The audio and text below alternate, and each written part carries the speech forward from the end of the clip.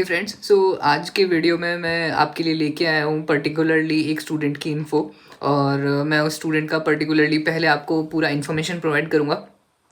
Information in the sense हम उसका एक बार सीवी ओरली गो थ्रू करेंगे और मैं विदाउट स्क्रीन शेयर उस स्टूडेंट्स की डिटेल आपको इस वीडियो में बताऊँगा।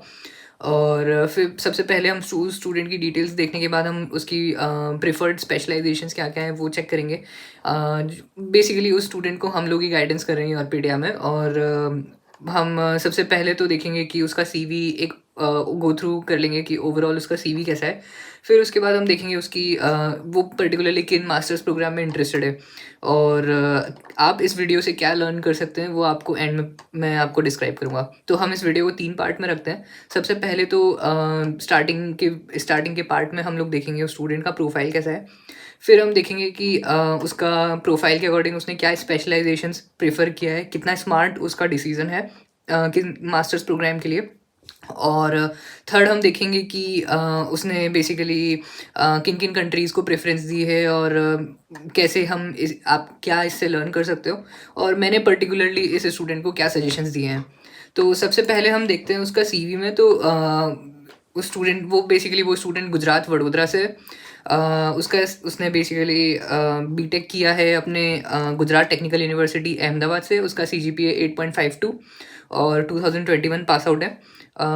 उसकी 12th में परसेंटेज है 81 और 10th में सीजीपीए है 8.4।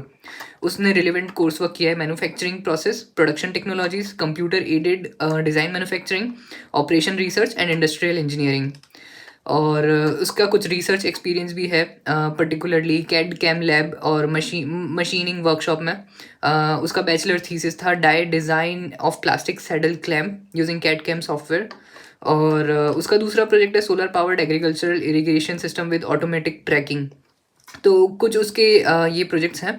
और उसकी बेसिकली उसका वर्क एक्सपीरियंस इस तरीके से है कि उसने 2021 से लेके अभी तक एक कंपनी में काम कर रहा है। वो कंपनी में आपको डिस्क्लोज नहीं कर पाऊँगा, बट उसकी रिस्पॉन्सिबिलिटीज़ होती हैं basically semi automated Italian plant को प्रोसेस करना। वहाँ पे बेसिकली मैनेजमेंट रिलेटेड कुछ उसकी रिस्पॉन्सिबिलिटीज़ हैं उस जॉब में। और उससे पहले भी उसके कुछ इंटर्नशिप्स वगैरह रहे हुए हैं, ठीक है। उसकी स्किल्स मैं आपको बता देता हूँ। प्रोफेशनल स्किल्स में उसने लिखा है manufacturing, operation, engineering, drawing, process production planning, quality inspection and control and team work. फिर उसने पर्सनल स्किल्स में लिखा है problem solving, effective communication, adaptability and time management. और सॉफ्टवेयर्स उसने बेसिक से लिखे हैं, कुछ भी ज़्यादा उसने शो ऑफ नहीं किया है। उसने सिंपल से सॉफ्टवेयर लिखे हैं, माइक्रोसॉफ्ट ऑफिस जैसे कि एक्सेल। फिर उसने अपने हो सकता है बैचलर्स में स्टडी किया हो ऑटो कैड, फिर Minitabs, Siemens NX and SAP. Basic से टूल्स हैं जो आप एक बीटेक करिकुलम में पढ़ाए जाते हैं, ठीक है। उसने कुछ सर्टिफिकेशंस मेंशन किए हैं जो अपने बेसिकली कोर्स के अकॉर्डिंग आप उसको मेंशन कर सकते हो। तो ये हमने उसकी बेसिक सा सीवी ओवरव्यू किया। और उसने हॉबीज़ में लिखा है travelling, successfully completed Dalhousie winter trekking expedition. तो बेसिकली ये इसका शॉर्ट सा सीवी है। बिल्कुल अच्छा सीवी है, बेसिक है, एवरेज है और कोई भी एक्स्ट्रा इररिलेवेंट इन्फॉर्मेशन नहीं है इसमें। तो मेरा सजेशन ये है कि आप भी मतलब इस तरीके का कॉन्साइज़ सीवी प्रिपेयर करने को प्रेफर करें, जिसमें आप बेसिकली एजुकेशन के बारे में बताएं, रिलेवेंट कोर्स वर्क के बारे में बताएं, research experience, work experience, skills और सर्टिफिकेशंस। और अगर आपकी कोई लीडरशिप स्किल्स हैं या हॉबीज़ हैं वो आप मेंशन कर सकते हैं। सिंपल सा सीवी है। अब हम देखते हैं कि ये स्टूडेंट पर्टिकुलरली इंटरेस्टेड किस में है।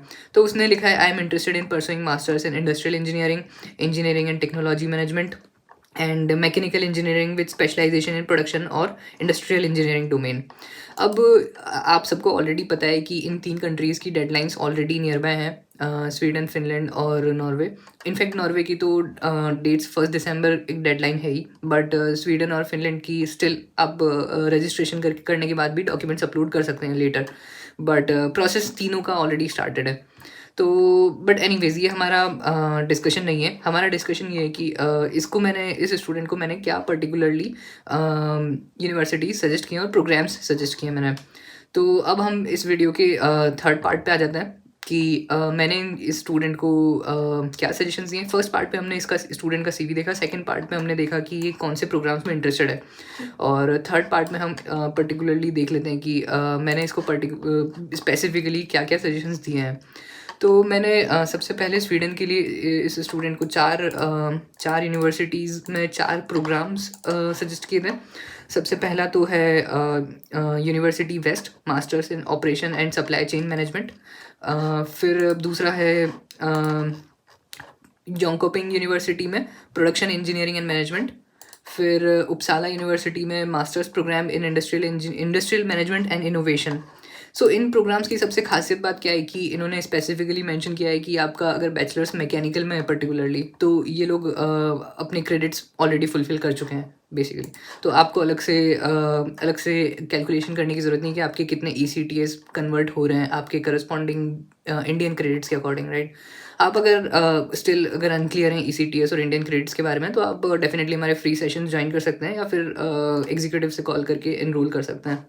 तो सबसे पहला इसको मैंने स्वीडन के लिए बताया था कि यूनिवर्सिटी वेस्ट में masters in operations and supply chain management में वो अप्लाई कर सकता है। फिर दूसरा मैंने बताया था इसको Jonkoping university production engineering and management में अप्लाई कर सकता है। थर्ड पे मैंने बताया था masters program in industrial management and innovation Uppsala university में। और फिर फोर्थ मैंने इसको बताया था MSc industrial management at KTH university. तो ये चारों मैंने जो सीक्वेंस में बताया, सबसे लास्ट वाले की प्रेफरेंस सबसे ज़्यादा है और सबसे पहले वाले की प्रेफरेंस सबसे कम है। तो अगर देखा जाए तो KTH सबसे पहले प्रायोरिटी देना चाहिए स्वीडन के लिए, फिर उपसाला यूनिवर्सिटी देना चाहिए, फिर योंकोपिंग और फिर यूनिवर्सिटी वेस्ट। तो इस तरीके से स्वीडन की 4 यूनिवर्सिटीज़ और 4 प्रोग्राम्स मैंने इसको सजेस्ट किए थे। फिर हम देखते हैं कि इसको मैंने पर्टिकुलरली फ़िनलैंड के लिए ऑप्शंस दिए थे। फ़िनलैंड में इंडस्ट्रियल इंजीनियरिंग से रिलेटेड ऑप्शंस कम थे, बट मैकेनिकल से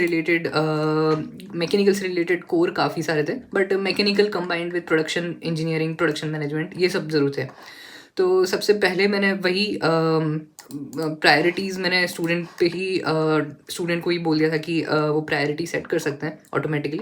बट हाँ, एक प्रायोरिटी लिस्ट हम भी देते हैं, जैसे कि मैं आपको एक सीक्वेंस में बताता हूँ और वही प्रायोरिटी एक मतलब सीक्वेंस में ही प्रायोरिटी है। तो फर्स्ट यूनिवर्सिटी जो मैं बताऊँगा वही फर्स्ट रैंक्ड यूनिवर्सिटी भी है। तो यूनिवर्सिटी ऑफ ओलू में स्टूडेंट को एक मैंने प्रोग्राम सजेस्ट किया था, production and project management masters of science technology 2 years programme.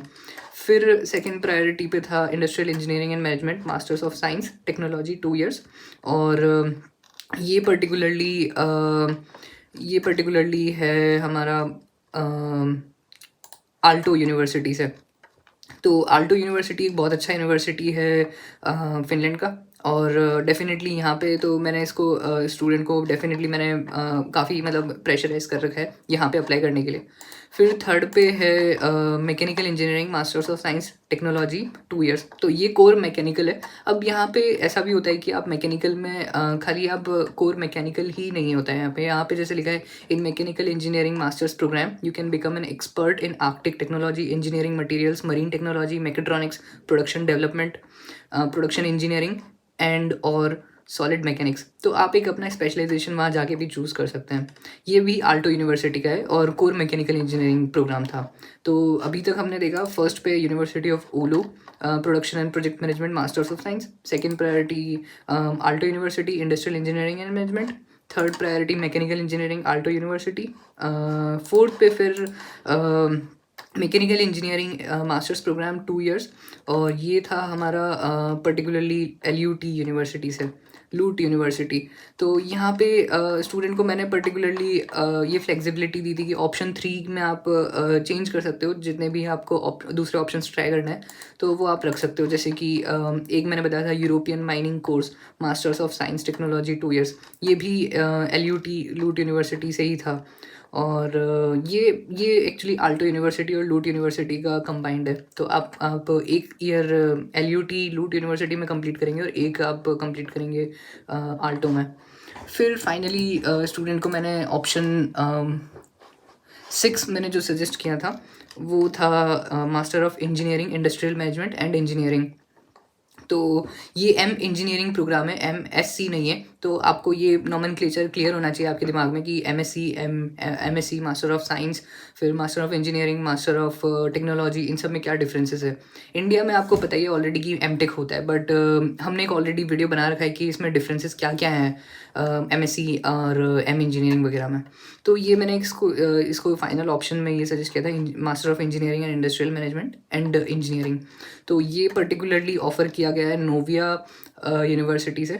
नोविया university basically एक वासा नाम से जगह है फिनलैंड में, वहाँ पे रिजाइडेड है।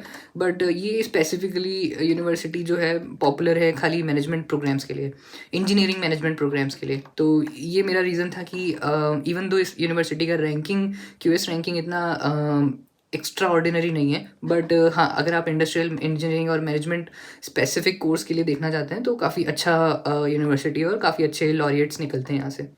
तो ये पूरा हमने स्वीडन और फिनलैंड के लिए स्टूडेंट को सजेस्ट किया था। अब ये वीडियो ऑलरेडी लंबा हो चुका है, तो हम नॉर्वे का पर्टिकुलरली दूसरे वीडियो में सेपरेटली देखेंगे। बट स्वीडन और फिनलैंड की डेडलाइंस अभी भी ख़त्म नहीं हुई हैं। आप अभी तक एप्लीकेशन पे रजिस्टर कर सकते हैं, भले ही आप डॉक्यूमेंट्स बाद में अपलोड करें, बट अब एट प्रेजेंट भी आप फीस सबमिट करके रजिस्ट्रेशन कंप्लीट करें और डॉक्यूमेंट्स भले ही आप लेटर अपलोड करें, चलेगा।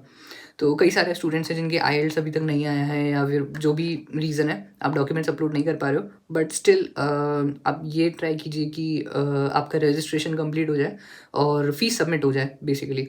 तो इस वीडियो के लिए इतना ही, और नेक्स्ट वीडियो में हम डिस्कस करेंगे और ऐसी अपॉर्चुनिटीज़ जो मैकेनिकल इंजीनियरिंग स्टूडेंट कैसे कहाँ पे अप्लाई कर सकता है। सेम हम मल्टीपल और दूसरे फील्ड से भी लेके आएंगे। लास्ट वीक और पिछले कुछ वीडियोस में हमने देखा कि कोई स्टूडेंट किसी भी ब्रांच से डेटा साइंस के लिए कैसे अप्लाई कर सकता है। तो सेम वे हम इस वीडियो में लेके आए थे कि इंडस्ट्रियल इंजीनियरिंग के लिए आप कैसे अप्लाई कर सकते हैं being a mechanical student. Thank you. इस वीडियो के लिए इतना ही। Bye bye.